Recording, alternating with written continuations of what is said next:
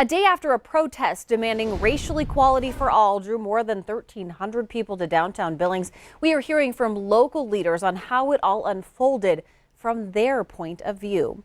The peaceful protest remembering George Floyd in Billings this weekend was viewed as a success by law enforcement. Moving forward, Billings Police is opening up about its policies and procedures when it comes to its own interactions with the public. Q2's Mitch Legge sat down with the chief to wrap it up, see how it all went. Sunday's George Floyd demonstration in Billings was met with about 1,000 protesters, chanting, raising signs, and eventually marching the block around City Hall.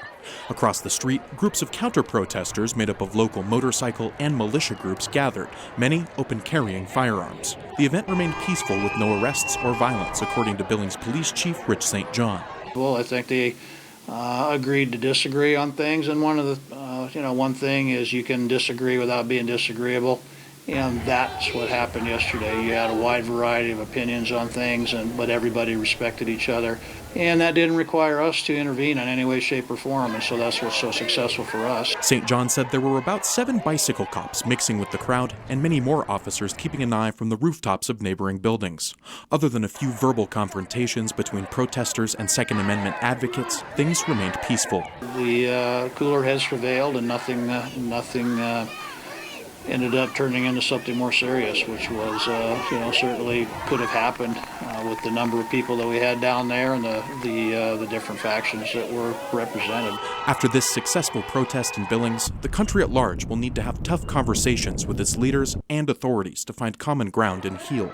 St. John said his department is open to those conversations about policies and procedures, including the way in-custody deaths are investigated through internal affairs and coroner's inquests. St. John said the Billings police policies are given a yearly review and comply with guidance from the National Police Chiefs Association. And a lot of the things that you hear on the national scene about police reform, we do. Those are communications and discussions that I'd love to have with the community to make sure you understand that, we got things in place, we're doing it right. Are we, without sin? Absolutely not. We're a large organization, 24/7 operation, so we make mistakes. But we thoroughly investigate them, we hold our people accountable, we fix whatever problem there is, and we move on. And so that's the discussion that we have. In Billings, Mitch Legge, MTN News. All right, St. John says those few verbal confrontations occurred when protesters set off on their march around City Hall.